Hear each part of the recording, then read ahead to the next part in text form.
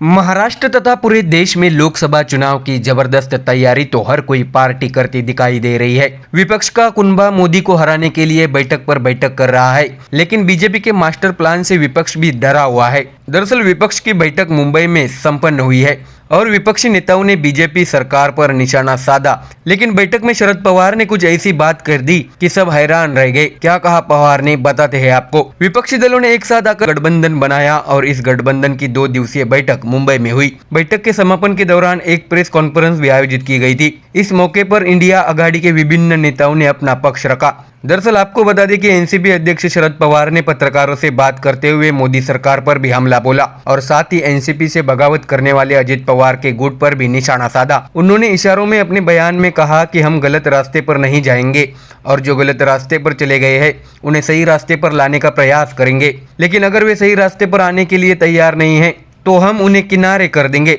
शरद पवार ने बिना नाम लिए शिंदे फडणवीस सरकार में शामिल एनसीपी के बागी गुट को चेतावनी दी है। दरअसल आपको बता दें कि अजित पवार का सिरदर्द अब इससे आगे बढ़ने वाला है, क्योंकि इंडिया की बैठक में शरद पवार ने इतना आक्रामक रुख अपनाया, जबकि एनसीपी की भूमिका पर भी एक तरह का संदेह ही जताया जा रहा है। आपको ये भी बता दें कि इंडिया मीटिंग में बोलते हुए राष्ट्रीय जनता दल प्रमुख लालू प्रसाद ने भी अपने अंदाज में बीजेपी को आड़े हाथों लिया। इंडिया अपने वैज्ञानिकों की कड़ी मेहनत के कारण चंद्रमा पर पहुंच गया है, लेकिन मैं इसरो के वैज्ञानिकों से अपील करने जा रहा हूँ कि वे प्रधानमंत्री मोदी को सूरज तक ले जाए ताकि मोदी का पूरी दुनिया में नाम हो। ऐसा निशाना लालू प्रसाद यादव ने मोदी सरकार पर साधा है। इस बीच अजित पवार के अपने साथियों के साथ बगावत करने से एनसीपी के भविष्य पर सवाल खड़ा हो गया है। इसी पृष्ठभूमि में लालू प्रसाद यादव ने अपने भाषण का समापन करते हुए शरद पवार का जिक्र किया और कहा कि हम पूरी ताकत से पवार के साथ हैं। लालू प्रसाद यादव ने यह भी कहा कि हम चाहते हैं कि पवार अपनी पार्टी को फिर से मजबूत करे। तो देखा आपने कैसे बीजेपी से डरकर विपक्षी पार्टी ने अब अपना कुनबा एकजुट कर मोदी सरकार को निशाना बना रहे हैं ताकि वो लोकसभा चुनाव में जीतकर अपना स्वार्थ साध सके। Bureau report MDR news. Maharashtra में इन दिनों राजनीतिक माहौल काफी गर्म है। एनसीपी अजित पवार गुट की बैठक नागपुर स्थित सभागृह में संपन्न हुई। इस दौरान स्थानीय पदाधिकारियों ने शक्ति प्रदर्शन किया। इस अवसर पर बोलते हुए एनसीपी नेता प्रफुल्ल पटेल ने सत्ता में भागीदारी की भूमिका प्रस्तुत की। उन्होंने 43 विधायकों की मिली ताकत, पार्टी की पहचान और चुनाव चिन्ह को बरकरार रहने का भरोसा दिलाते हुए कार्यकर्ताओं से अपने मन से किंतु परंतु को दूर करने की अपील की। अपने करीब 45 मिनट के भाषण में उन्होंने ये भी बताया कि कैसे पार्टी को अब तक दूसरे नंबर पर रखा गया है। क्या कहा प्रफुल्ल पटेल ने, आइए जानते हैं विस्तार में। दरअसल पटेल ने बात करते हुए कहा कि शिवसेना के पास 56 और हमारे पास 54 विधायक थे। इसके आधार पर एनसीपी का 2.5 नहीं तो कम से कम 2 साल तक मुख्यमंत्री रहने की उम्मीद दी। पटेल ने कहा कि जब वे उद्धव ठाकरे से चर्चा करने गए तो वह मुंह खोलने को तैयार नहीं थे। उस वक्त आदित्य ठाकरे और संजय राउत भी मौजूद थे, हालांकि उन्होंने भी इस पर कोई बात नहीं की। पटेल ने आगे कहा कि एनसीपी को कई मौके मिले, हालांकि हर बार हमने वो गंवाए। शुरू से ही कांग्रेस ने झुकता कदम उठाया और हमें कुछ सीटें दी। पटेल ने पूछा, क्या हमें हर बार पीछे हटना चाहिए? क्या हमें पहले आने की उम्मीद नहीं करनी चाहिए? हमें बीजेपी से पूरा न्याय मिलेगा और हम अब से अपनी पार्टी को मजबूत करेंगे। आपको बता दें कि पटेल ने जोर देते हुए कहा कि इस बात की चिंता मत कीजिए कि आपको पार्टी का नाम या चुनाव चिन्ह मिलेगा या नहीं। 43 विधायक हमारे साथ है और भी आएंगे। अधिकांश कार्यकर्ता भी हमारे साथ है, इसलिए चुनाव आयोग सही फैसला लेगा। क्या कटोल नरखेड़ के अन्य लोगों को पहले सीटें मिलती थी? पटेल ने कहा, पार्टी ने कई नेताओं को ताकत दी, लेकिन यह त्रासदी है कि उन्होंने दूसरों को मौका ही नहीं दिया और दूसरी फोर्स नहीं बनाई। सीट समझौते में आधी सीटों की मांग की जानी चाहिए। खाद्य एवं संसदीय प्रशासन मंत्री धर्मराव बाबा आत्राम ने गढ़चिरौली लोकसभा क्षेत्र से चुनाव लड़ने की इच्छा व्यक्त करते हुए कहा कि उनकी सीटें बढ़ी। शहराध्यक्ष प्रशांत पवार ने घर घर जाकर राष्ट्रवादी अभियान चलाकर पार्टी को मजबूत करने का आश्वासन दिया और शहर के विभिन्न मुद्दों पर पटेल का ध्यान आकर्षित किया। जिला अध्यक्ष बाबा गुजर ने बताया कि किस प्रकार ग्रामीण क्षेत्रों में कार्यकर्ताओं के साथ अन्याय किया गया। महिला आयोग की सदस्य आभा पांडे, प्रदेश उपाध्यक्ष अनिल अहिकर, महासचिव ईश्वर बालबुदे, शहर कार्यकारी अध्यक्ष श्रीकांत शिवनकर ने भी संबोधित किया। नवनियुक्त पदाधिकारियों को एनसीपी के युवा अध्यक्ष विशाल खांडेकर और कार्यकारी अध्यक्ष रवि पराते को नियुक्ति पत्र दिया गया। दरअसल आपको बता दें कि प्रफुल्ल पटेल ने विपक्ष पर निशाना साधते हुए कहा कि जो लोग एक साधारण लोगो तय करने पर आम सहमति नहीं बना सकते, एक संयोजक तय नहीं कर सकते, उसके लिए 13 लोगों की एक समिति बनानी पड़ती है। जहां संभव हो हमें एक उम्मीदवार खड़ा करना होगा। ऐसी संभव असंभव की भाषा बोलनी पड़ती है। उस इंडिया गठबंधन में कैसी एकता होगी? वो मिलकर कैसे लड़ेंगे। ऐसा जोरदार हमला एनसीपी अजित पवार गुट के कार्यकारी अध्यक्ष और सांसद प्रफुल्ल पटेल ने किया। नागपुर श्रमिक पत्रकार संघ मीट द प्रेस कार्यक्रम में बोलते हुए उन्होंने महायुति में भागीदारी समेत कई मुद्दों पर खुलकर जवाब दिए। उन्होंने कहा कि संसद के विशेष सत्र का एजेंडा अभी आना बाकी है। असल में क्या चर्चा होगी यह तो पत्रिका आने के बाद ही पता चलेगा। प्रफुल्ल पटेल ने यह भी सुझाव दिया कि विपक्ष दल को अभी चर्चा करनी चाहिए क्योंकि सत्र 5 दिनों तक चलेगा। इसके साथ ही उन्होंने शरद पवार पर बात करते हुए कहा कि शरद पवार हमारे लिए भगवान है। प्रफुल्ल पटेल ने यह कहकर सवालों को टाल दिया कि ये पहले ही तय हो चुका है कि हम उनके बारे में कोई बात नहीं करेंगे। तो देखा आपने कैसे प्रफुल्ल पटेल ने उद्धव ठाकरे वाली शिवसेना और विपक्ष की एकता पर सवाल उठाते हुए उन पर जोरदार हमला बोला है। Bureau report MDR news. 2 दिन पहले विपक्षी गठबंधन पार्टियों की मीटिंग मुंबई में संपन्न हुई और बीजेपी से मुकाबले के लिए सभी पार्टियों ने अपने अपने विचार सामने रखे। लेकिन इसी बीच विपक्ष के बीच घमासान होता नजर आ रहा है।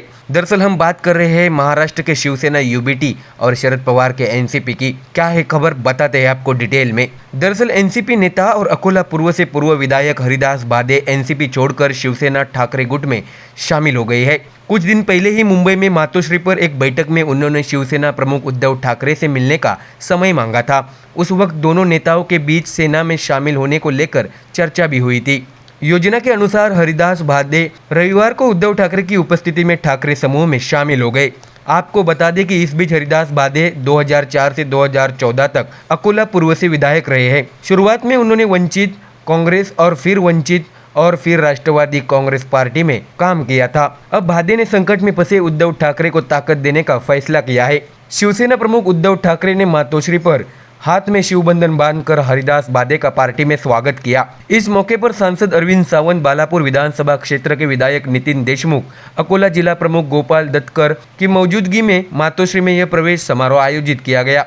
पूर्व जिला परिषद सदस्य दिनकर राव नागे, धनगर समाज एसोसिएशन के पदाधिकारी लक्ष्मण सरोदे, PH दबेराव, अंबादास नागे, साहिबराव पटोंड, मराठा ब्रिगेड के योगेश बागल और अन्य लोग ठाकरे समूह में शामिल हो गए। इस बड़े नेता के शिवसेना UBT में शामिल होने से NCP खेमे में नाराजगी बढ़ रही है।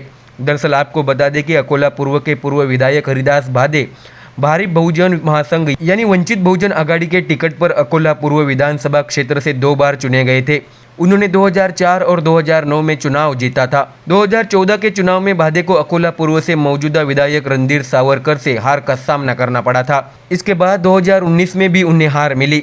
यही से वंचित के साथ उनके मतभेद हो गए और वे बेलापुर विधानसभा क्षेत्र के पूर्व विधायक बलिराम सिरस्कर के साथ NCP में शामिल हो गए।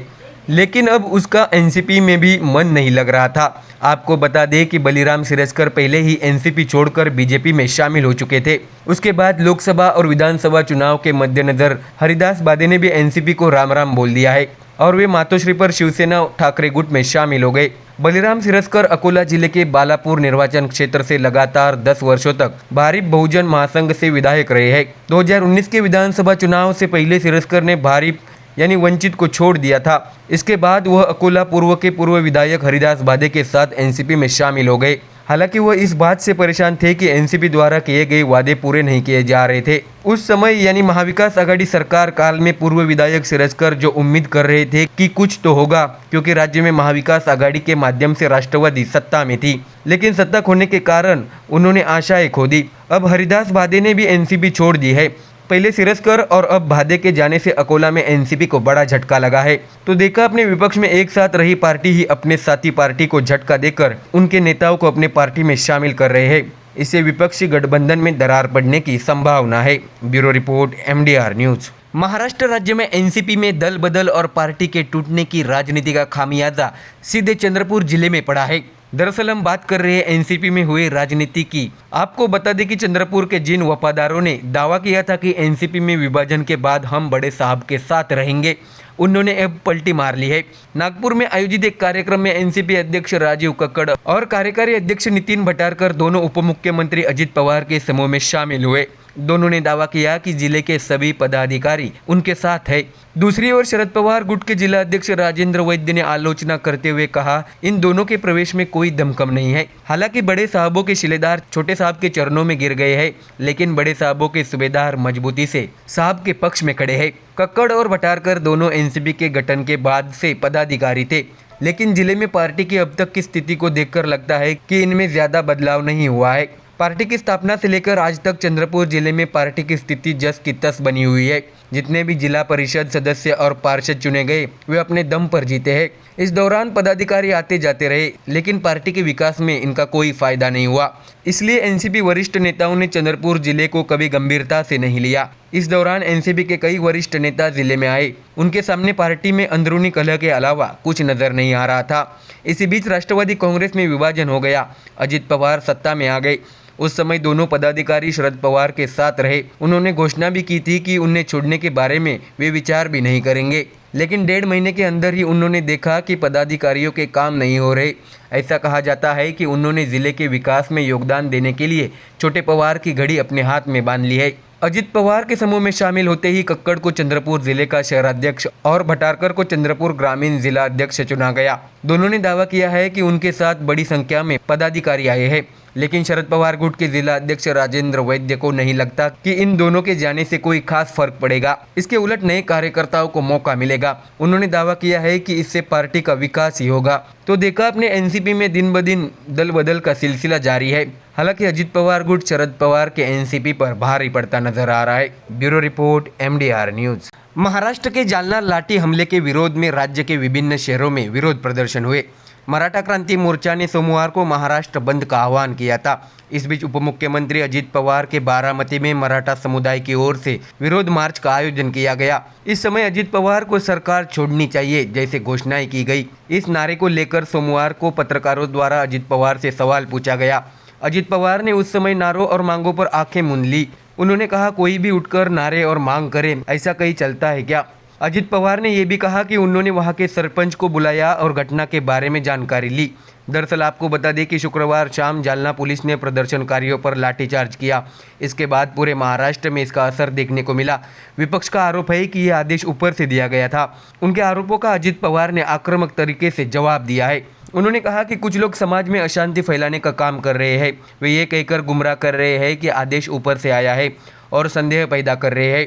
इसके साथ ही वे राजनीतिक फायदा उठाना चाहते हैं। कुछ लोगों द्वारा इसका प्रयास किया जा रहा, लेकिन अगर आरोप लगाने वाले यह साबित कर दे कि आदेश ऊपर से आया है तो हम तीनों राजनीति से संन्यास लेंगे। हो जाने दो दूध का दूध और पानी का पानी। अजित पवार ने विपक्ष को ये चुनौती देते हुए उन्हें आक्रामक तौर पर जवाब दिया। मराठा आरक्षण पर कैबिनेट उपसमिति द्वारा लिए गए अहम फैसले की जानकारी देने के लिए मुख्यमंत्री एकनाथ शिंदे, उप मुख्यमंत्री देवेंद्र फडणवीस और अजित पवार ने विशेष प्रेस कॉन्फ्रेंस की। उप मुख्यमंत्री देवेंद्र फडणवीस के संबोधन के बाद अजित पवार ने उपसमिति द्वारा लिए गए फैसलों की जानकारी दी। उस वक्त जब उनसे बारामती आंदोलकों को लेकर सवाल पूछा गया तो उन्होंने आक्रामक जवाब दिया। अजित पवार ने कहा कि मीडिया ने आंदोलन को ज़्यादा नोटिस किया क्योंकि यह बारामती में हुआ था। मैंने न्यूज़ में पढ़ा था कि वहाँ सरकार से बाहर निकलो जैसे नारे लगे थे।